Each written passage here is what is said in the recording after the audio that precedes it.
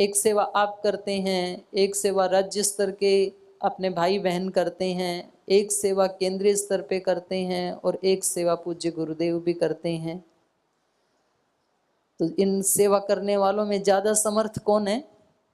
ज्यादा समर्थ परम पूज्य गुरुदेव, क्योंकि जो जितने वो बड़ी सेवा कर रहे हैं। हमारे शिविर में 10 लोग आते हैं, किसी के शिविर में 20, 30, 50, 100, 200, और पूज्य गुरुदेव जब जाते हैं तो उसी कक्षा में 20,000, 30,000 लोग आते हैं। तो बड़ी सेवा है। तो जिसकी जितनी बड़ी सेवा वो उतना सामर्थ्यवान व्यक्ति। हनुमान जी महाराज की कितनी पूजा हम करते हैं, कितने गुणगान करते हैं। उनके जीवन का एकमात्र लक्ष्य था, तो वो क्या था? सेवा। सेवा के आदर्श कौन है हमारे? हनुमान जी महाराज। जीवन का दूसरा कोई काम ही नहीं है उनके, एक ही टारगेट है, सेवा करनी है। और सेवा भी किसकी करनी है? श्री राम जी की, जो एक ऐसे मर्यादा पुरुषोत्तम है, जो एक आदर्श व्यक्ति हैं इस मानवता के लिए। उनकी सेवा में यदि हमारा जीवन लग जाए, इससे बड़ी जीवन की कोई धन्यता हो नहीं सकती है। ठीक है, जो जिम्मेदारियां हैं घर परिवार की, बच्चों की, उनकी भी सेवा करनी है, लेकिन उसमें कोई जीवन की धन्यता नहीं है, वो हमारी ड्यूटी है। आप रोटी खाते हैं, भोजन खाते हैं, अपने शरीर को नहलाते हैं, ब्रश करते हैं, जो दिनचर्या करते हैं, वो आवश्यकता है इस शरीर की, लेकिन धन्यता नहीं है उससे जीवन की। जीवन की धन्यता होती है किसी ऐसे समर्थ गुरु के सन्निधि में उनकी सेवा करने का मौका मिल जाए। इसलिए हनुमान जी महाराज कहते थे, हनुमान जी का व्यक्तित्व कैसा है? विद्यावान। ऐसे नहीं है मूर्ख हैं जी। आपको कुछ लोग ऐसे मिल जाएंगे, बोले आप सेवा में लगे हो, आपको बुद्धि नहीं है।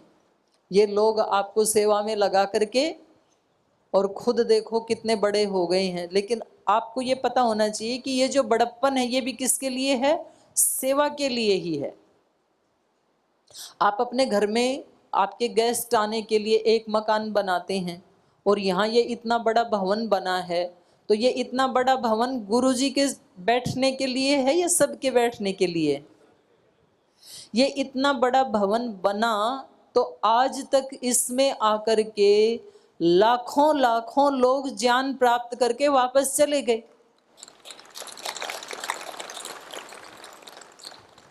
तो हनुमान जी विद्यावान है। सेवा करने वाला व्यक्ति मूर्ख नहीं होता है, वो ज्ञानी होता है।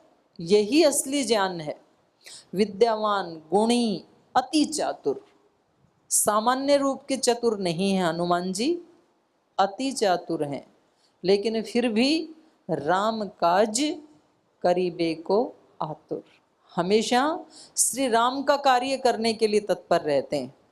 और ऐसे उस महापुरुष को आज लाखों वर्षों के बाद भी हम कितने गौरव के साथ, सम्मान के साथ, श्रद्धा के साथ स्मरण करते हैं कि वो हमारे देवता हैं और वो हमारे कष्टों का हरण कर लेंगे। और खास करके साधु संतों के कष्टों का तो जरूर ही हरण कर लेते हैं।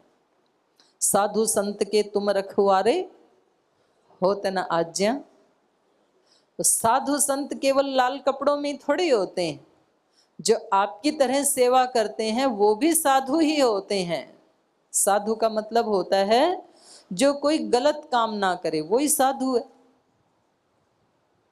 और हमारे तो वैदिक परंपरा में तो ये हमारी प्राचीन परंपरा भी रही है। हमारे कुछ ऋषि ऐसे रहे हैं जिन्होंने ब्रह्मचर्य से सीधा संन्यास लिया, अविवाहित रहे वो।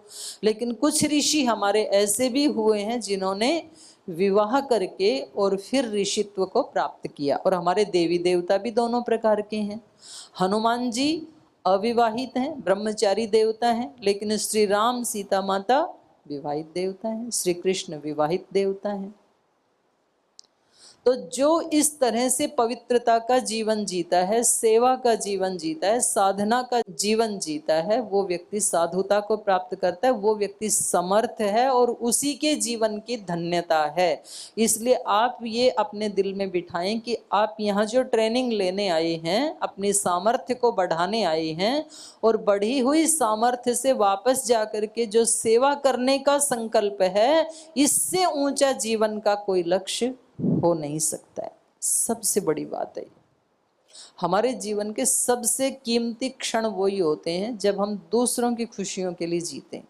और ये जितना जितना कॉन्सेप्ट क्लियर होगा उतना उतना आनंद आएगा, और जितना जितना व्यक्ति चालाक होगा इसमें उतना उतना वो अंदर से दुखी रहेगा।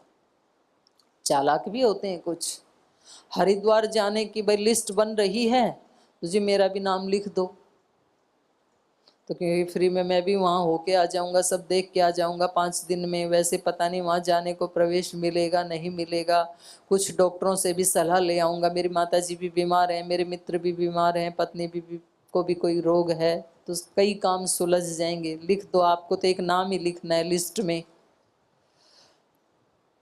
लेकिन उसको आंतरिक सुख तो नहीं मिल सकता है। वो व्यक्ति कि मैंने ईमानदारी से सेवा की है और अब मैं गुरु चरणों में जाऊंगा और भी बहुत कुछ सीख के आऊँगा और आकर के और भी अपने पुण्यों को बढ़ाऊंगा, उस व्यक्ति को जो प्रसन्नता और आत्म संतोष मिलेगा वो करोड़ों रुपए की दौलत से ज़्यादा कीमती है। वो किसी धनवान व्यक्ति को मिल नहीं सकता है। लेकिन बस इसकी शर्त एक ही है, ना तपस्विनो योग सिद्ध्यति। तपस्या के बिना योग की सिद्धि नहीं होती है। कोई व्यक्ति कितने भी ज्यादा शब्दों को बोलना जानता हो, कितने भी कथा करना जानता हो, कितना भी किसी ने सुन लिया हो बड़े बड़े कथाकारों से, बोलने और सुनने से एक शब्द की भी सिद्धि हो नहीं सकती है। तप के बिना सिद्धि नहीं होती है। तप क्या है? तप किसको कहते हैं? सुबह अमृत वेला में उठ करके योग का अनुष्ठान करे, ये तप है। और बताओ तप किसको कहते हैं? खड़े होके बोल दो जोर से। द्वंद्वों को सहन करना तप है, त्याग करना तप है, किसी कार्य को संपन्न करना तप है,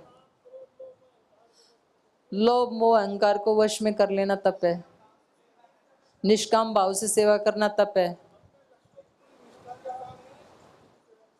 अपने लक्ष्य को निष्ठा के साथ संपन्न करना तप है,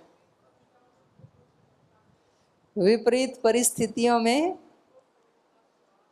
खुद को संयम में रखना तप, मानव सेवा सबसे बड़ा तप है, अपने कर्तव्यों के प्रति समर्पित होना तप है। बहुत बढ़िया है। परिवार के बीच में रह के अपनी साधना करना तप है। लक्ष्य प्राप्ति के लिए सर्वस्व को दांव पे लगाना तप है। जी भाई, लक्ष्य जब तक हासिल ना हो तब तक लगे रहना तप है।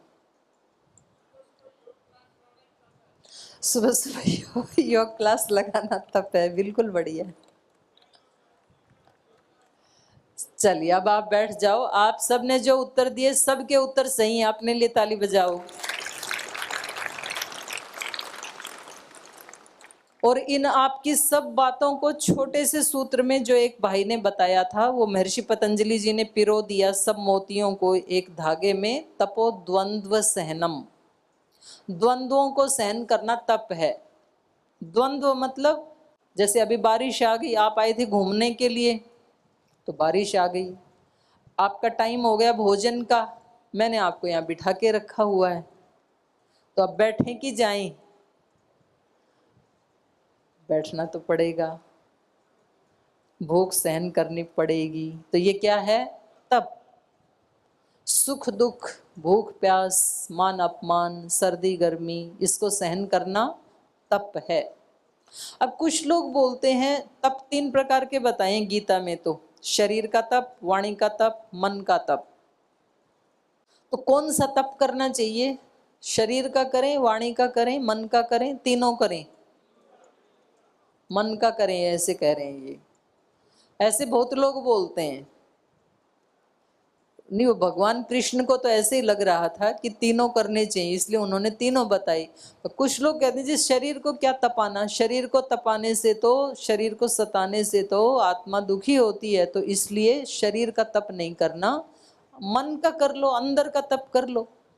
तो ऐसे बोलते भाई यदि मन ठीक है, यदि मन को तपा लिया तो शरीर को तपाने की क्या जरूरत है। शरीर को अच्छे से खिलाओ पिलाओ, उसको आराम दो, अच्छे से सुलाओ, 4 बजे उठने की क्या जरूरत है। ऐसे आपको भी मिलेंगे, आपके मित्रगण मिलेंगे, संबंधी मिलेंगे, क्या आप सुबह सुबह 3 बजे उठ करके चले जाते हो। अरे आराम से सो 5-6 बजे तक, अपने मन को शांत रखो, यही सबसे बड़ी सेवा, यही सबसे बड़ा तप है। लेकिन आप ये बताओ कि हमें पतीले में दूध को तपाना है और पतीले को गर्म ना करें, ना तपाएं और सीधा दूध गर्म हो जाए, ऐसे पॉसिबल है क्या? नहीं है ना। लक्ष्य क्या है? दूध को तपाना, लेकिन दूध को तपाने से पहले पतीले को तपाना पड़ता है।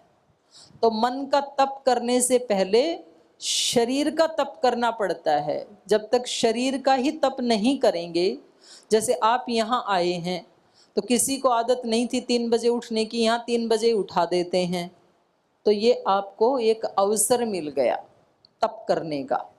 क्योंकि ट्रेनिंग का मतलब होता है तप की उससे गुजारना, तप की भट्टी से गुजारना। और यहाँ यदि हमने गड़बड़ की, ठीक समय पे नहीं उठे, या यहाँ सेशन चल रहा है, हम कहीं घूमने चले गए, इधर उधर चले गए, बाथरूम गए तो आधे घंटे में आराम आराम से गए, फिर आधे घंटे में आराम आराम से आए, तो इसका मतलब हम तप नहीं करना चाह रहे हैं। हमें आदत नहीं है लगातार 2-3 घंटे बैठने की, और यहाँ तो पूरे दिन बैठना है, तो ये क्या है? तप है। ये शरीर को तपाना है।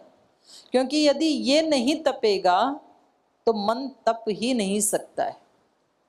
और ये तप कब करना चाहिए?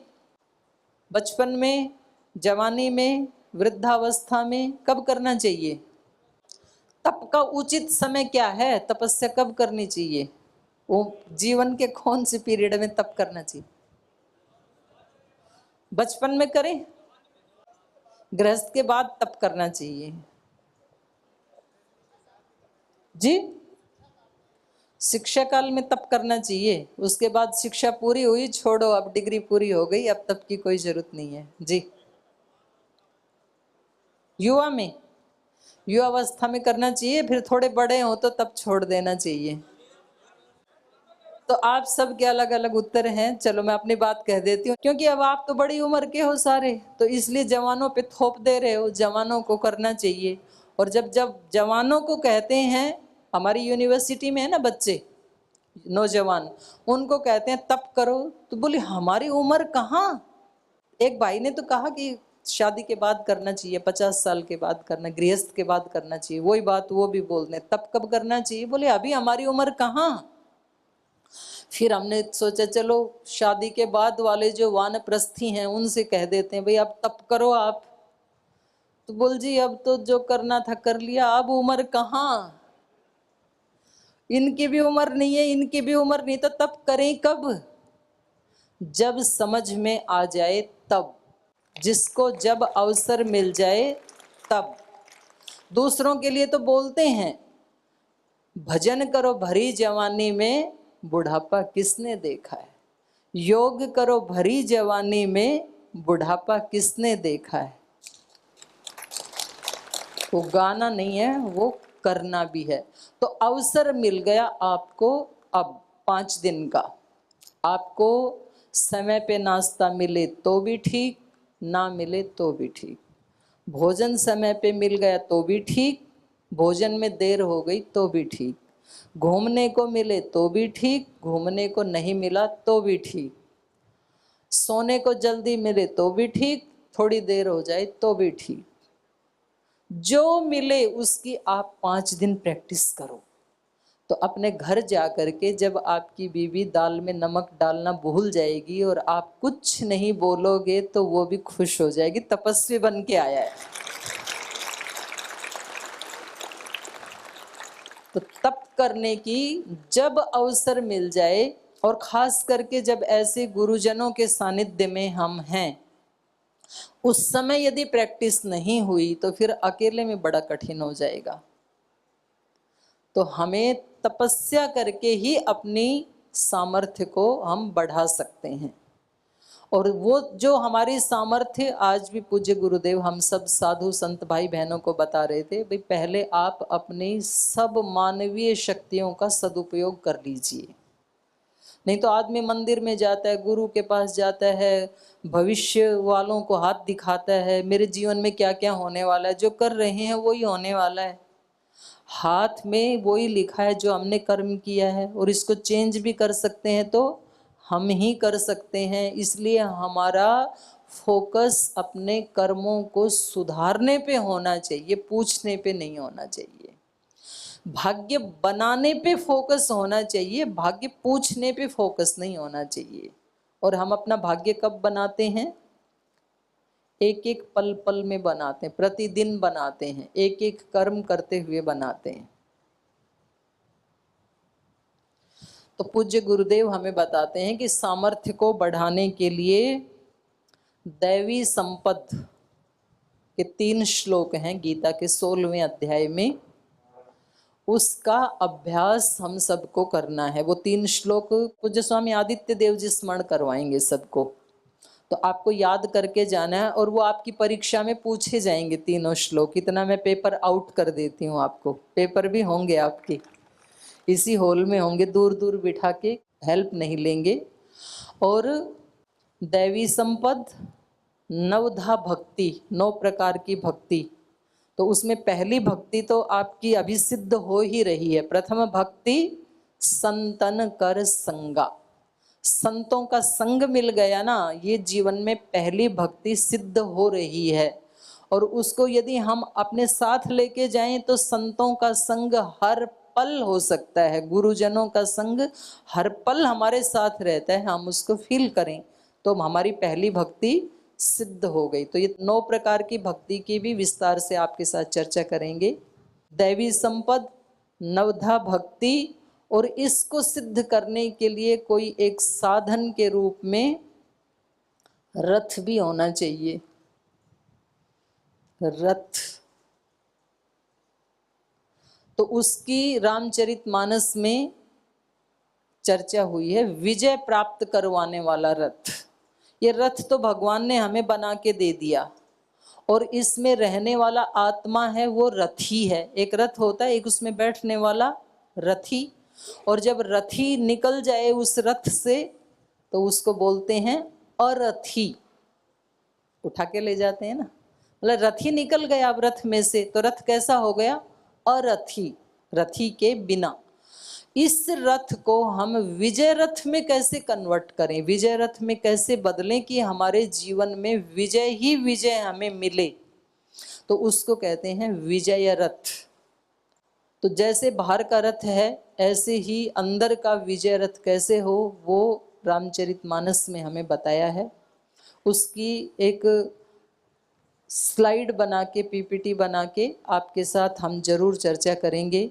तो अभी परम पूज्य गुरुदेव आ गए हैं, तो अभी 2 मिनट आपको थोड़ा अवकाश दे देते हैं और इस सत्र को यहीं हम विराम देते हैं। अभी हमें परम पूज्य गुरुदेव का आशीर्वाद मिलेगा और इन तीनों विषयों के ऊपर हम चर्चा करेंगे, क्योंकि सेवा करने के लिए, साधना करने के लिए, तप करने के लिए, दूसरों की सेवा करने के लिए ये 3 चीज़ें मस्ट हैं, अनिवार्य हैं, ये हम सब के जीवन में आनी ही चाहिए। तो पहले हम बुद्धि से इनको समझेंगे, उसके बाद एक एक चीज़ का रोजाना अभ्यास करेंगे। अभ्यास के बिना या तप के बिना ये सिद्ध नहीं होती हैं। और आप जैसे समर्थ गुरु के, हम जैसे समर्थ गुरु के शिष्य यदि इन चीज़ों का अभ्यास नहीं करेंगे तो कौन करेगा? तो हमें करना है इसको। तो आप भी इसके ऊपर चिंतन करें और अगले सत्र में हम पुनः इस विषय पे और भी चर्चा करेंगे। तो आपने अल्प समय में मेरे को इतनी अटेंशन दी, उसके लिए आप सभी का बहुत बहुत धन्यवाद। तो पुनः आपके बीच में फिर अगले सत्र में भी ये चर्चा रहेंगी। ओम शांति शांति शांति। श्री परमात्मने नमः। श्री गुरुभ्यो नमः।